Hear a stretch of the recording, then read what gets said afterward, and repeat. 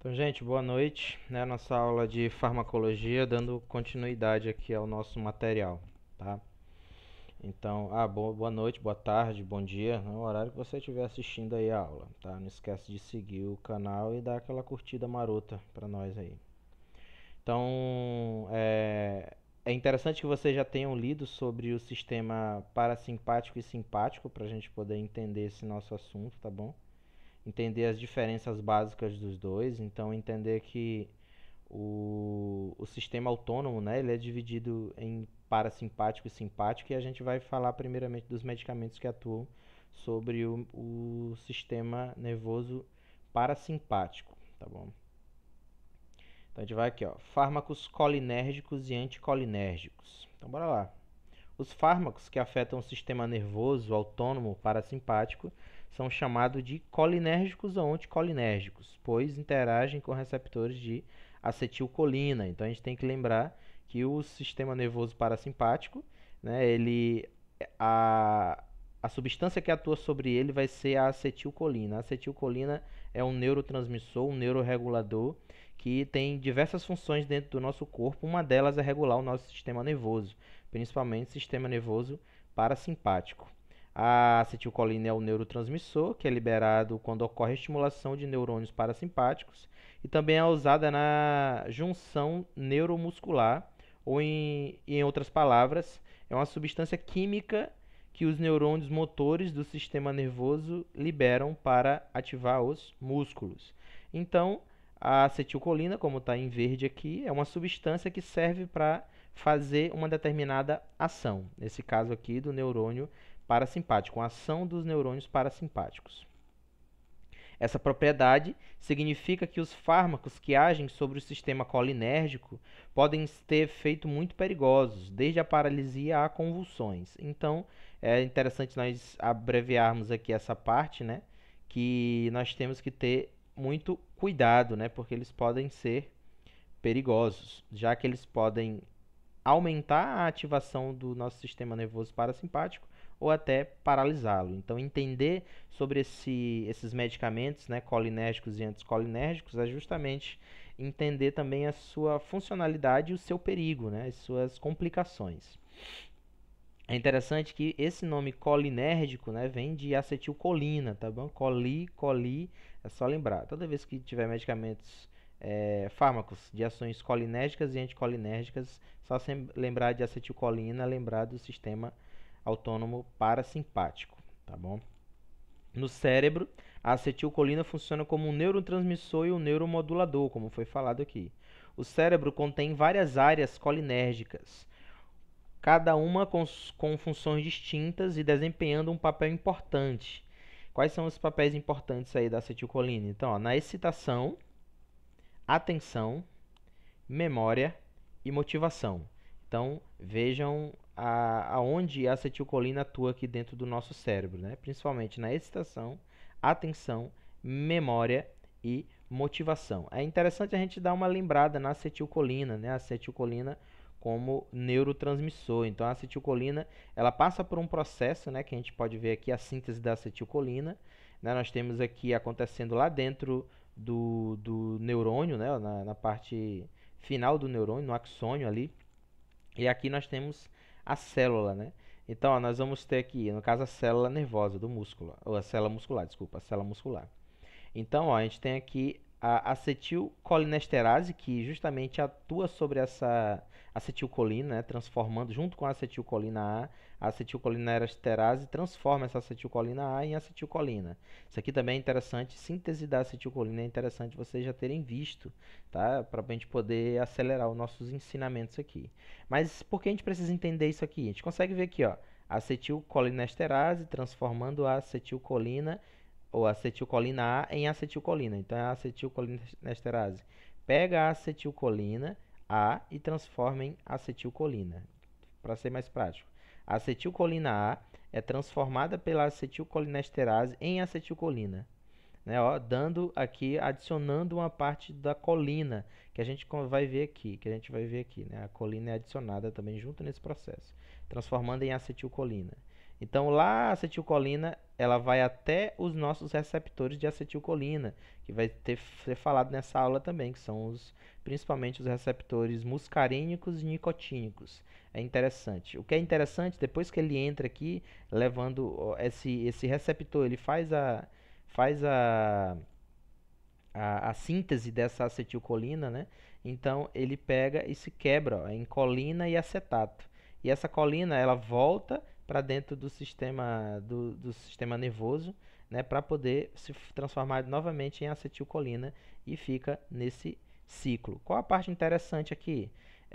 Por enquanto, vocês terão a cadeira de farmacologia ou a cadeira de bioquímica, que é mais interessante a gente trabalhar isso aqui, tá bom?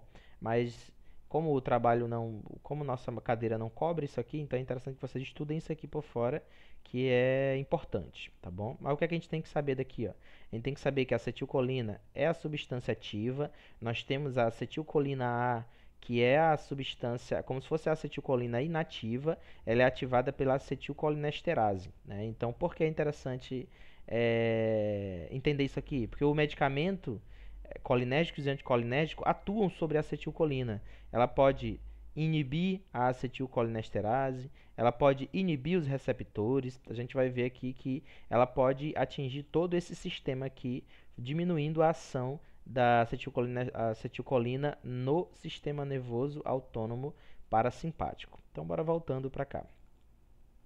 Assim, e também falando aqui da comparação da transmissão, né?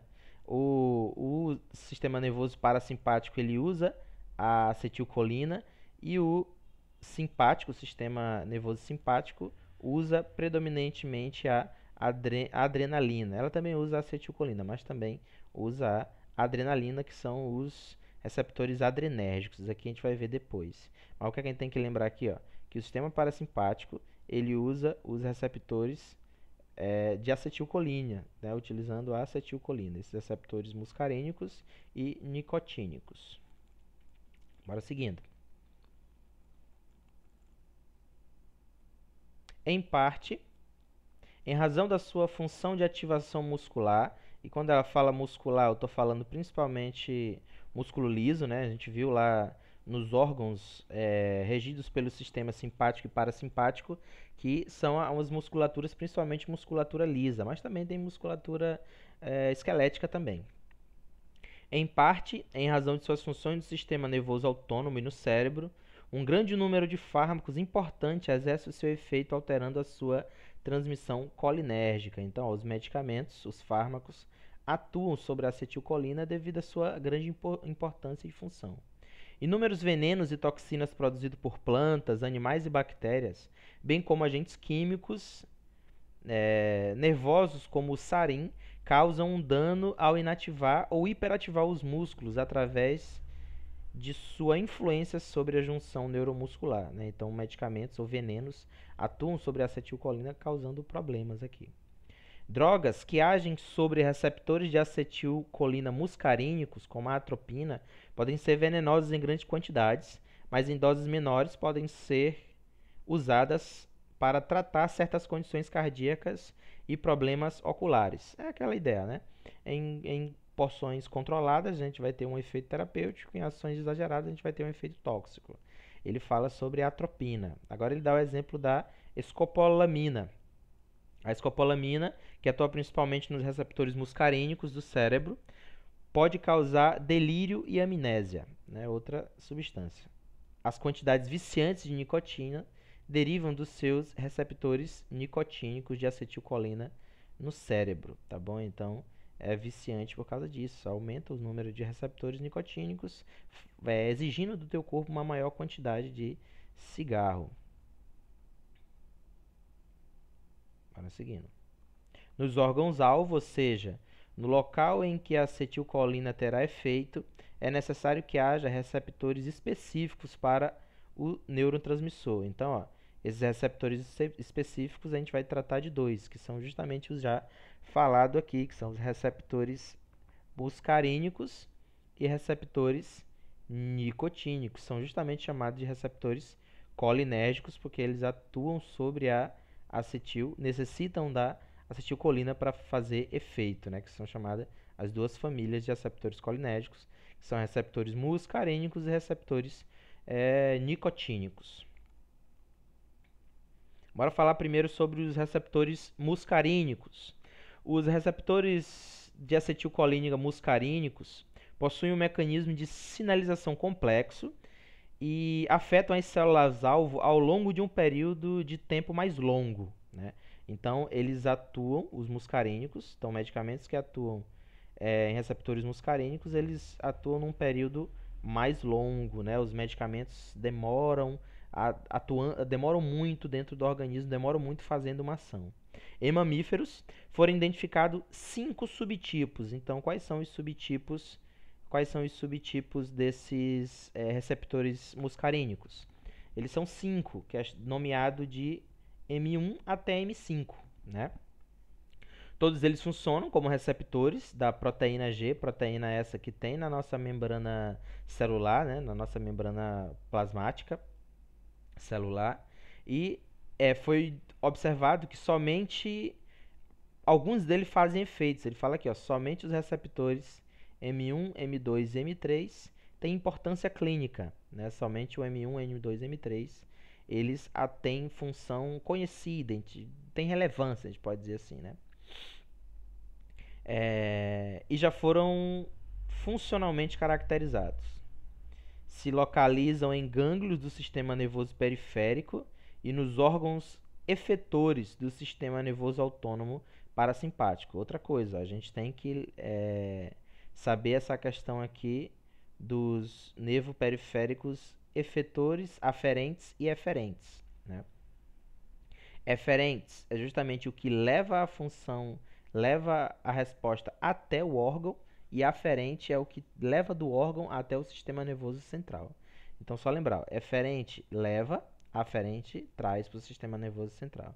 Então, esses medicamentos atuam justamente nos gânglios do sistema eferentes, na resposta que o sistema nervoso central vai dar até o órgão, né?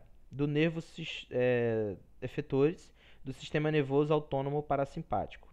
Aí quais órgãos são esses? Ele cita alguns: coração, músculo liso, cérebro e glândulas excretoras. E cada um vai atuar, do M1 ao M3 cada um vai atuar. Então bora começar falando do M1. O M1 vai atuar onde? Principalmente nas células gástricas, tá bom? Ó, o M1 são receptores que atuam em células gástricas. Então, se a gente vê um medicamento que atua sobre receptores muscarínicos M1, ele vai atuar justamente onde? No sistema gástrico. Anotem aí. A M2 vão atuar principalmente nas células cardíaca e no músculo liso. Células cardíacas e músculo liso. Músculo liso, esse pode ser também do estômago, pode ser também de todo e qualquer órgão, né, principalmente. Mas embora situar, se a gente for botar um órgão principal pelo M2, células cardíacas. Então, medicamentos que atuam sobre a acetilcolina nos receptores muscarínicos tipo 2, M2, eles atuam no coração. E o M3 são presentes na bexiga, glândulas exócrinas e no músculo liso, Então, M3 já atuam sobre bexiga, glândulas exócrinas e músculo liso. Exemplo de glândulas exócrinas. Nós temos ali o principal dele, a mais conhecida, que é o pâncreas, né? Agindo sobre o pâncreas. A parte exócrina do pâncreas, no caso. Agora seguindo. Então falamos do receptores muscarínicos. Receptores muscarínicos trabalham com a muscarina, mas também trabalham com a acetilcolina. Existem centenas dentro do nosso corpo, milhares dentro do nosso corpo, né? Mas esses milhares são divididos em pequenas famílias, que é chamada de M1 a M5, sendo que somente a M1, M2 e M3 têm efeito farmacológico, servem para utilizados nas áreas da saúde, no caso, né? Os outros são fatores mais específicos que não vêm ao caso aqui. Então nós temos os M1, que atuam principalmente no sistema gástrico, M2 no sistema cardíaco e o M3 principalmente na bexiga e nas glândulas exócrinas. Já os receptores nicotínicos. Receptores nicotínicos são canais iônicos capazes de se ligar à acetilcolina e à nicotina. Então a gente tem aqui, ó, a gente tem receptores muscarínicos que se atuam ou se ligam à muscarina, mas também à acetilcolina, e nós temos os receptores nicotínicos que se ligam à acetilcolina e à nicotina, tá bom? Ó, a nicotina, por exemplo, não tem pouca atuação sobre os muscarínicos, sobre os muscarínicos, isso, e a muscarina tem pouca ação sobre os nicotínicos, por exemplo. Também ambas também recebem, interagem com substâncias adrenérgicas, né? A noradrenalina, por exemplo, mas muito fraco. Então, nicotina, base forte com a nicotina, médio com a acetilcolina. Já os muscarínicos, alto com a muscarina e média também com a acetilcolina. Ou seja, a acetilcolina é utilizada em ambos os receptores. A ligação de duas moléculas de acetilcolina promove sua abertura, permitindo a entrada do sódio, né? A questão da entrada do sódio, e resultando na despolarização da célula efetora. Despolarização da célula efetora. Então, essa questão de polarização e despolarização é justamente a questão da excitação. O músculo está excitado ou está relaxado. Geralmente, quando ele está despolarizado, ele está excitado, né? E quando ele está polarizado, ele está relaxado, tá bom? Os receptores nicotínicos estão localizados no sistema nervoso central da glândula suprarrenal, nos glândulos do sistema nervoso autônomo e na junção neuromuscular. Então, ó, estão no sistema nervoso central, glândula suprarrenal, nos rins, né? Nos glândulos do sistema nervoso autônomo e na junção neuromuscular. Mas é interessante vocês gravarem essa parte aqui, suprarrenal principalmente. Os receptores nicotínicos encontrados na junção neuromuscular são designados como NM, tá bom? Então, NM são os receptores nicotínicos na região neuromuscular. Os outros são chamados de NN, tá bom? NN. Então, nós temos dois tipos. Enquanto os muscarínicos nós temos M1 e M5, nos nicotínicos nós temos dois subtipos, que é o NM e o NN, tá bom? Só lembrar aqui que um é na junção neuromuscular e os outros são chamados de NN. Glândulas suprarrenais, gânglios nervosos autônomos, tá bom? Esses dois são do tipo NN e esse aqui é do tipo NM. Faça uma anotação aí. Deixa eu mudar de cor para ficar mais fácil. Verdinho.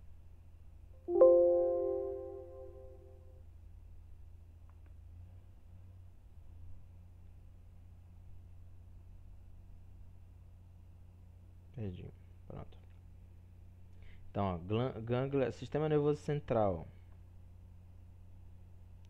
gânglia suprarrenal e gânglio do sistema nervoso autônomo, nós temos o NN, e junção neuromuscular, nós temos o NM, tá bom?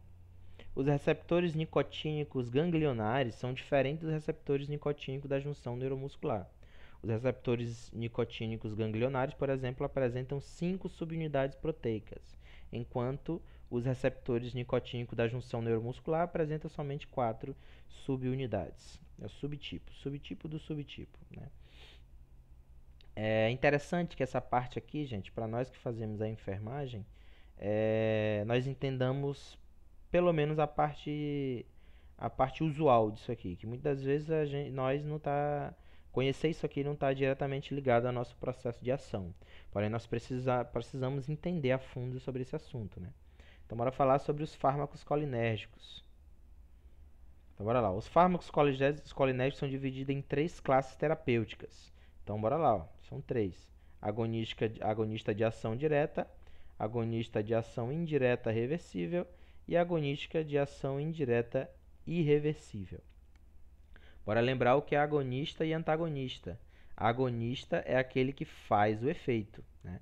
Agonista é aquele que faz o efeito. Agonista direta é o mesmo que tem o agonista de ação direta tem a mesma função do agonista natural, ou seja, a mesma substância que faz o efeito, existe um fármaco que tem essa mesma ação. O agonista de ação indireta, ele vai ter a mesma ação do agonista natural, porém ele vai ser por vai ter a mesma ação, mas por outro meio, né? Por isso que é chamado de indireta. E os dois são da mesma forma, vão fazer a ação assim como o agonista natural, porém por outro meio. A única diferença é que um é reversível, ou seja, ele se liga à célula, faz o efeito e depois se desliga, e o outro se liga à célula, faz o efeito e não se desliga mais. Deixa uma ação irreversível, a gente pode dizer assim. Vai ficar sempre fazendo aquele efeito. Então bora, falando sobre cada um deles. Então bora falar sobre os agonistas colinérgicos de ação direta. Esses fármacos também são conhecidos como parasimpatométicos. Desculpa, parasimpatomiméticos,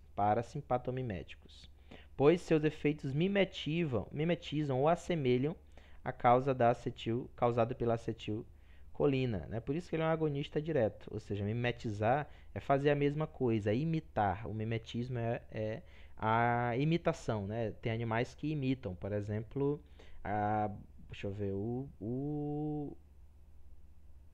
inseto pau, né? O inseto pau, aquele inseto que parece um graveto, ele está mimetizando um graveto, então é imitando. E os agonistas colinérgicos de ação direta, eles imitam a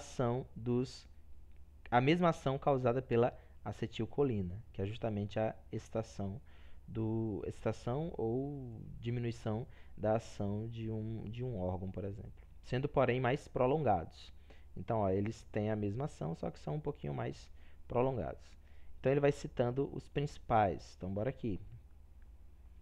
Então nós temos o betanecol que é um dos mais conhecidos, né? Que é justamente um dos agonistas colinérgicos de ação direta. Então qual a ação dele? Mecanismo de ação. Ele é um agonista muscarínico. Indicação: atua como agonista muscarínico, age no relaxamento do esfíncter da bexiga, aumentando a pressão de micção e causando a expulsão da urina, ou seja, fazendo aquilo que a acetilcolina faz no sistema parasimpático, né? Então, ó, o betanecol atua sobre onde? Sobre os agonistas muscarínicos, enganando os agonistas muscarínicos, pensando que é acetilcolina, mas não é, né? É uma substância, é um fármaco. Então, o que é que eles fazem? Relaxamento do esfíncter da bexiga, que é isso aqui, uma pessoa que está com problemas não mecânicos na bexiga, por exemplo. Ele não consegue fazer xixi. Quando eu digo não mecânicos, é quando não tem uma obstrução mecânica, uma pedra, por exemplo. Ele só tem uma dificuldade, uma contenção urinária ali, e esse medicamento à base de betanacol ele vai fazer esse relaxamento, fazendo com que a pessoa esvazie, né? Principalmente em pessoas, por exemplo, que estão no pós-operatório, por exemplo. A pessoa no pós-operatório dá uma diminuída ali no sistema urinário dele devido à ação da anestesia, e a gente pode vir com o betanacol ajudando ele a fazer xixi. Então, aumentando a pressão da micção e causando a expulsão da urina. Então, há uma contração desses músculos da bexiga, né, fazendo com que a pessoa urine. Então, aqui nós temos o betanacol. É indicado em casos de retenção urinária não obstrutiva ou no pós-parto e no pós-operatório, como foi falado. Quais são os efeitos adversos desse grupo de medicamentos? Estimulação colinérgica generalizada. Então, nós vamos ter diaforese, salivação, rubor, diminuição da pressão arterial, náusea, dor abdominal, diarreia e broncoespasmos. Bora só lembrar aqui o que é diaforese, que eu dei uma esquecida.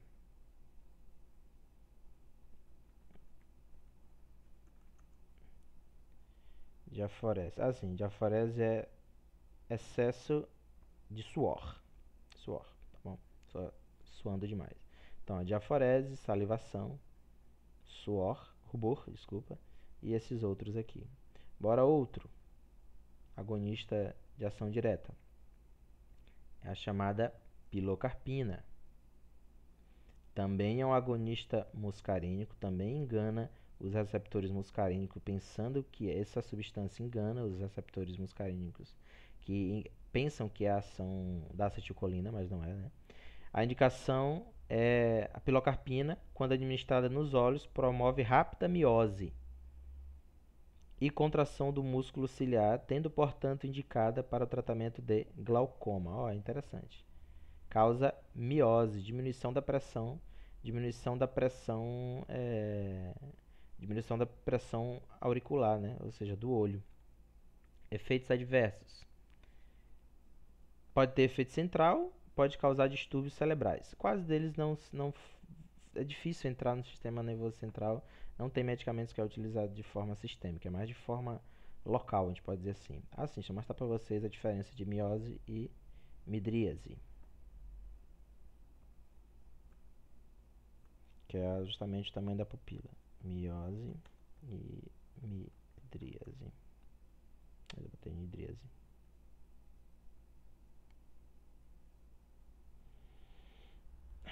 Cadê? Aqui.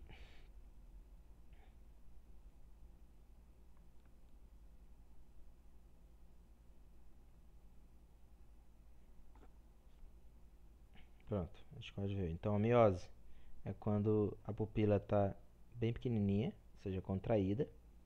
E midríase é quando ela está dilatada, tá bom? Então, ó, medicamentos que diminuem a pressão no glaucoma, no caso, né? Por isso que causam miose, atuam sobre os nervos do olho, né? Mexendo aí na parte da miose. Aí nós temos aqui isocóricas, que são normais, né? E anisocóricas, que a gente apresenta diferença entre elas. Ó. Então, se eu botar, por exemplo, um colírio em um olho, a minha pupila vai se apresentar anisocórica, porque vai ter uma normal e uma hemidríase ou miose, tá bom? Então, isocóricas normal, anisocóricas nós vamos ter uma dilatada e uma normal, uma contraída e uma normal. E na midríase nós temos as duas dilatadas e na miose as duas contraídas, tá? Algumas drogas causam esse efeito aqui. A cocaína, por exemplo, causa esse efeito aqui de midríase. Um paciente chegar, ele pode apresentar midríase. E outras drogas, lesões cerebrais podem apresentar anisocorias e alterações de pupila. Bom, voltando.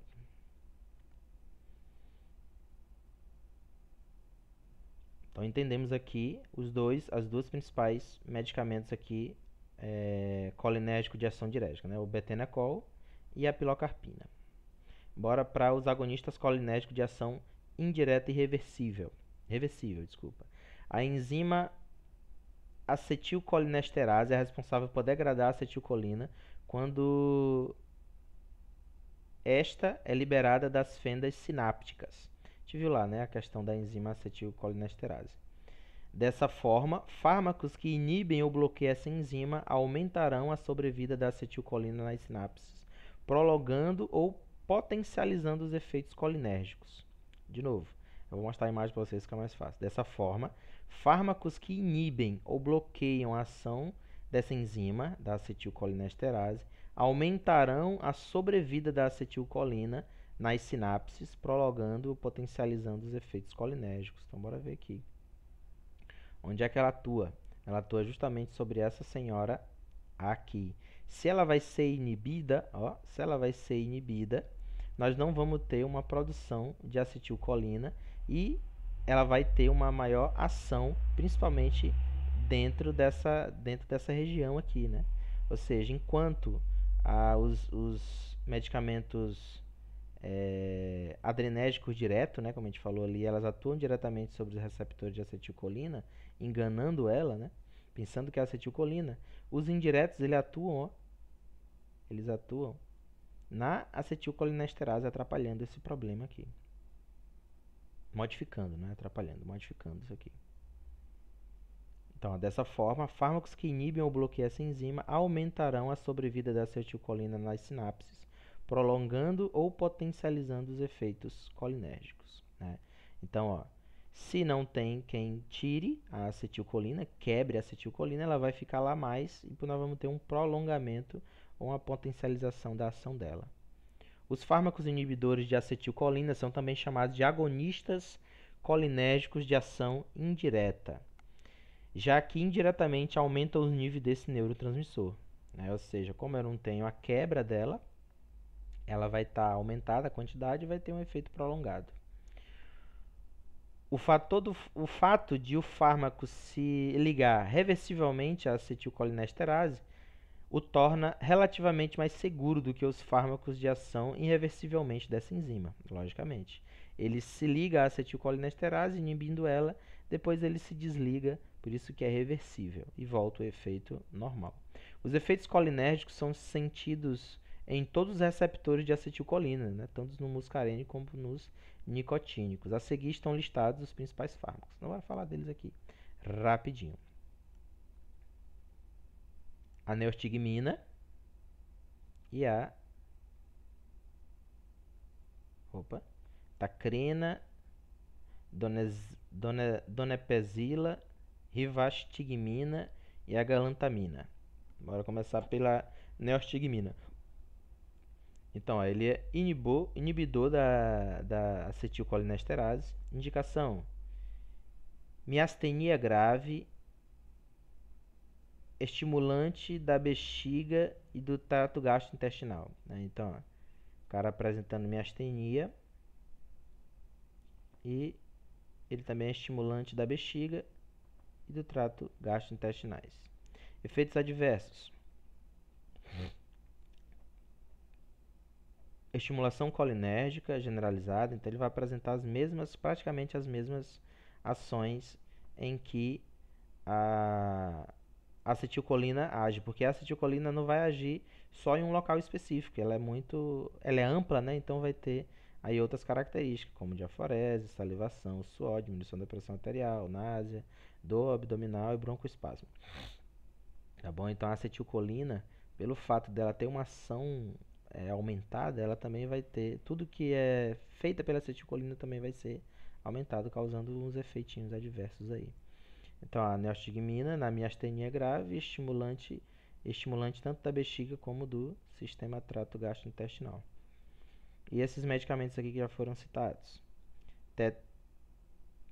tacrina, donepezila, nevastigmina e a galantamina. Também são inibidores da acetilcolinesterase, né? Indicação: esses fármacos são indicados para o tratamento de doença de Alzheimer, pois essa patologia há perda de neurônios colinérgicos do sistema nervoso central. Então, nós vamos ter distúrbio do trato gastrointestinal, entre outros. Então, ó, essas aqui são medicamentos da doença do Alzheimer, justamente porque a pessoa tem perca dos neurônios colinérgicos. Se nós temos perca dos neurônios colinérgicos, nós vamos ter uma diminuição da ação da acetilcolina. Então, a acetilcolina ela tem que estar trabalhando mais nesses casos aqui. No caso aqui de Alzheimer, né? Por isso que é utilizado esses medicamentos aqui. E por último, vamos falar sobre os agonistas colinérgicos de ação indireta irreversível. É a mesma coisa dos de ação direta, de ação indireta, porém esse aqui é irreversível, ou seja, se liga e não solta mais, né, acetilcolinesterase. Aqui, ó. Esse fármaco, também conhecido como organofosforados, os medicamentos organofosforados quase não são utilizados mais, apresentam propriedades de se ligar irreversivelmente à acetilcolinesterase. Muitos deles são extremamente tóxicos. O paratinon, por exemplo, é usado como inseticida.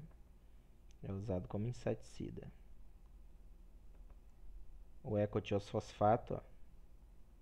Mecanismo de ação: inibidor irreversível da acetilcolinesterase. Indicação do tratamento de glaucoma por estímulo intensa de miose. Por estimular intensa miose, né? Fica com miose ali por muito tempo, evitando que a pessoa segue. Depois eles fazem outros efeitos para reverter isso aqui. Os efeitos adversos: estimulação colinérgica generalizada, paralisia de funções motoras e convulsão. Por isso que eu falei para vocês que medicamentos quase não são utilizados. Medicamentos de ligação irreversível, quase todos eles são utilizados como veneno, viu? Principalmente veneno para insetos e mamíferos também. São irreversíveis, por isso que são venenos, tá bom? Então, fechamos por aqui. Então, essa foi nossa aula, gente. Muito obrigado. Leiam mais sobre, se apareceu algum termo aqui que eu não citei, leiam mais aí sobre eles, que esses são os nossos medicamentos estudados por hoje. Falou, galera, valeu. Não esqueça de curtir e deixar o comentário ali com dúvida, tá bom? Agradecimento, ajuda bastante. Valeu, gente!